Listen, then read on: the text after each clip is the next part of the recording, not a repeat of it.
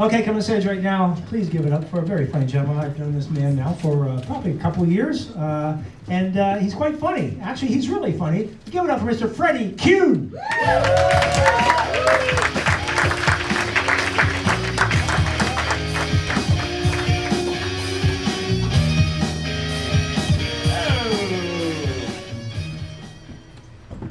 Actually, being quite funny is better than just being funny. Thank you, Tom. When I first got married, I asked my mom what kind of birth control worked well, and she said, well, honey, I can tell you what kind doesn't work. I got 8 brothers and sisters. The only birth control that worked for my mom was menopause. Been married for 20 years now. Yay for me. Clap it up, that's an accomplishment. I married myself a trophy wife. It's just a participation trophy wife, but... My wife, she's really into role-playing. Any ladies here like to role-play? Oh, yeah. All right, okay. You should try it, it spices things up. Yeah, sometimes she'll have me play the role of disappointing husband. And she'll play the role of nagging wife. And I gotta admit it, I knock my part out every time. Always disappoint her.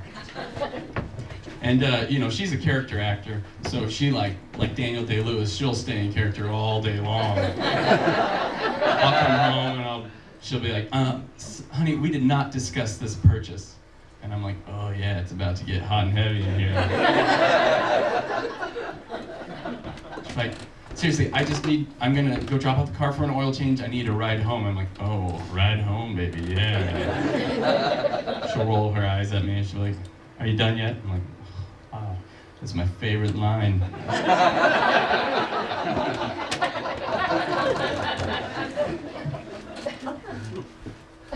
My wife, she's pretty short, 4'11". Another inch shorter, she would have qualified for a handicapped parking placard. For almost being a midget. She doesn't like that term though, she finds it pretty offensive. She prefers nearly a midget.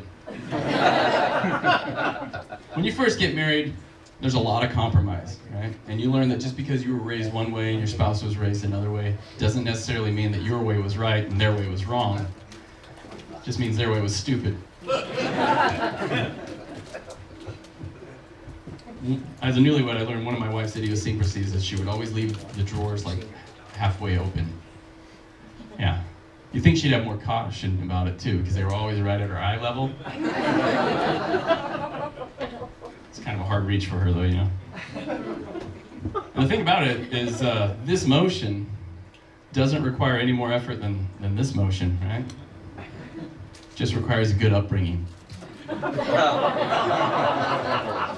It turns out, I really don't care that much whether the drawers are open or closed. I just don't care about it. At least I don't care about it as much as not having sex, so pick your battles, gentlemen. I don't know if anyone knows this, but October is Dwarfism Awareness Month. Yeah. They got tired of being overlooked. But October's kind of a long month, like, couldn't we just give them a February? Or a 3-day weekend? Too short of a notice, I think. But, sorry. Arguing with my friends is a very rewarding experience when I win, right? Because it's like, oh, burn, face, suck it! You know? Arguing with my wife, it's a different experience, right? How you like me now? Okay, I'm gonna go sleep on the couch. Got more pillows over there anyways. My wife and I, we've built a beautiful family. We have 3 amazing children. We got another kid too.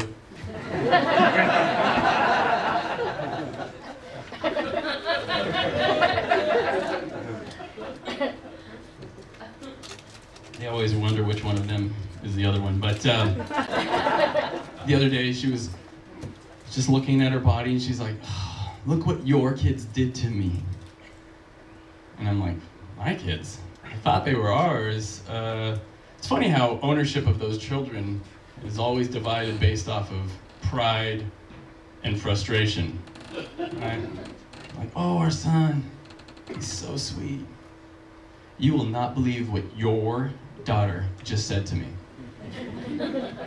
I put on a lot of weight during these pregnancies with her. I had a lot of sympathy. And I looked at her and I was like, you will not believe what your kids did to me. A lot of people, when you have teenagers, they'll tell you about how stressful and these horror stories about raising a teenager. And it's weird because you never hear the other side of the story about how fulfilling and rewarding it is to have teenagers. And that's because it's not. Having a son going through puberty in your house is like having a pet. If the pet were a goose. Mom! Mom, can I go to Billy's house, Mom? My oldest daughter just got her driver's permit, and every time she goes to signal, she accidentally flips on the high beams. And she's like, oh my gosh, this is so frustrating. I don't understand why this keeps happening. And I have to explain to her, I'm like, oh, sweetie, it's because you suck at driving. Over here white knuckling.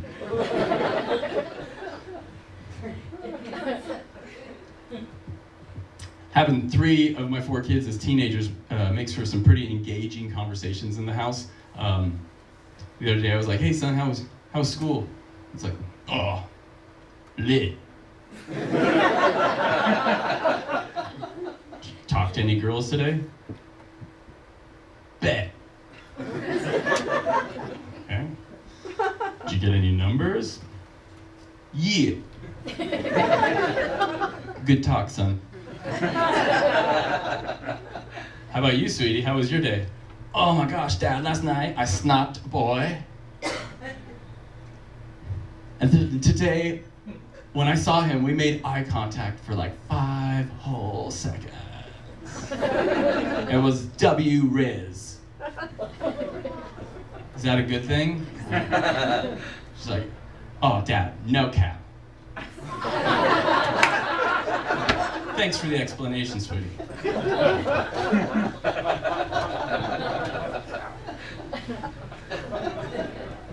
My kids, they love going to these theme parks. They're always like, hey, Dad, take us. And I'm like, oh, okay. But the thing is, I lost my equilibrium in like my 20s. So like riding roller coasters went from like this extreme adrenaline rush to just heavy beads of sweat and regret. Like, oh, please finish. Oh, please stop. I swear, if I never go on It's a Small World again, it'll be too soon.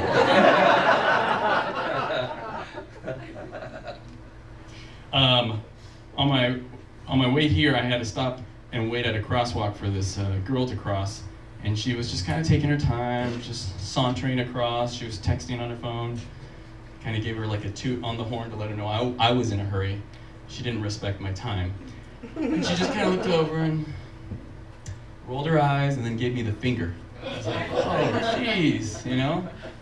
I'm a little more respectful of people's time. Like, when I cross a crosswalk, I like to at least give off the illusion that I respect their time, you know?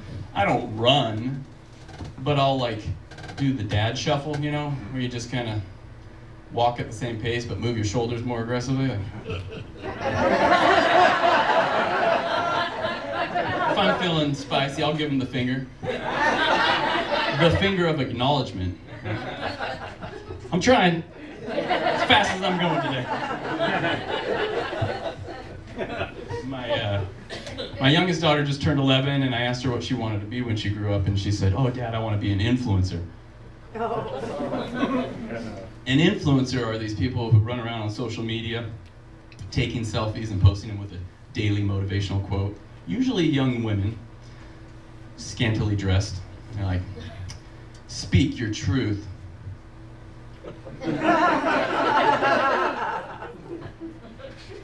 Be your best self.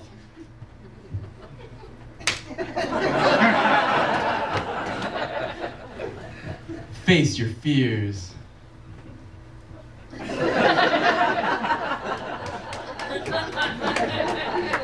oftentimes they'll sponsor with or partner with a cause, that like a sponsorship, and they'll be like, oh, I'm so proud to help bring more awareness to breast cancer prevention.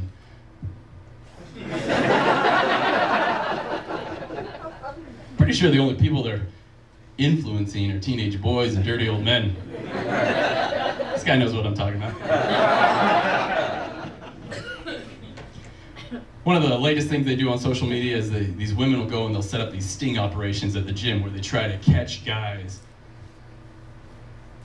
trying to approach them at the gym and hit on them like it's something to be offended by. And so they'll like dress in these spank shorts and these push-up bras, and they'll do some slow motion seductive workout and they'll record it and they'll be like, 1, 2, they'll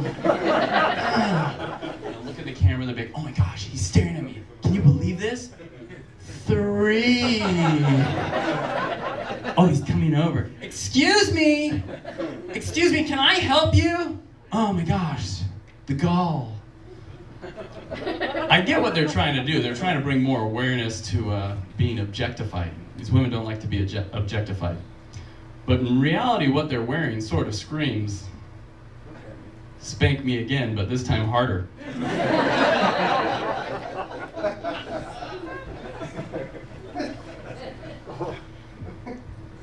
The guy like walks over, he's like, hey, are you using those 40-pound weights?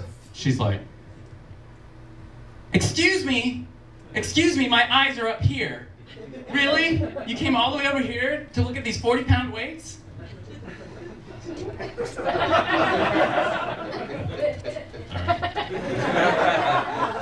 Don't want to be too graphic.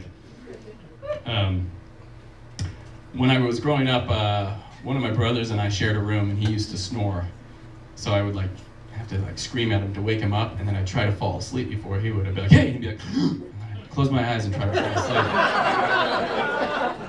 And you know what's crazy? My brother, he has schizophrenia. I might have a slight contribution to that, but my mom, she was just diagnosed with dementia. It was pretty sad. We had to put her down. It's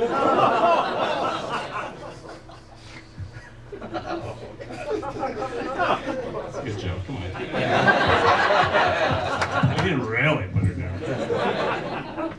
I was went to see a movie a couple weeks back, and afterwards I went into the restroom, and there was this guy in a wheelchair peeing into the urinal from the other side of the bathroom. Yeah, I didn't. Gives a whole new meaning to the word streaming. And I didn't know if I should be disgusted or impressed. But I thought, maybe I'll try to, So I kind of started in my stream, and I started slowly backing up, and I just kept backing up all the way until I sat down into his lap.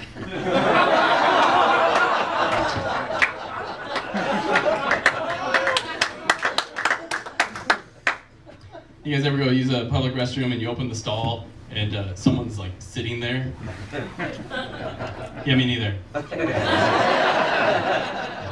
It's like weird. You like open the stall and they're sitting there, and you're like, somehow you feel embarrassed, like it was your fault that they forgot to lock that door.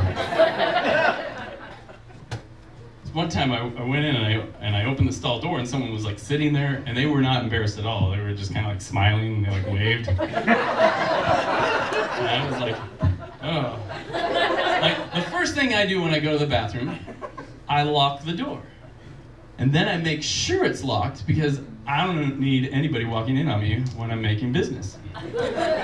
The second thing I do is I take my time and I build my little toilet paper nest.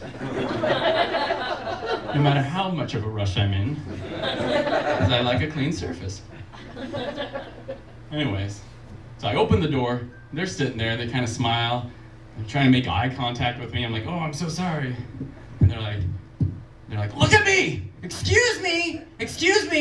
Why don't you take a picture, it'll last longer. All right, that one didn't land the way I wanted it to. All right, sorry about that. Okay, no, I don't need sympathy applause. I will leave you with this though. They say having kidney stones is as painful as giving birth. And my wife will like to remind me, like, I'll never know what it feels like to push something the size of a grapefruit out of something the size of a peach. And she's right, I won't. However, I do know what it feels like to push something the size of a snow pea out of something the size of a macaroni noodle. You guys are awesome, thanks.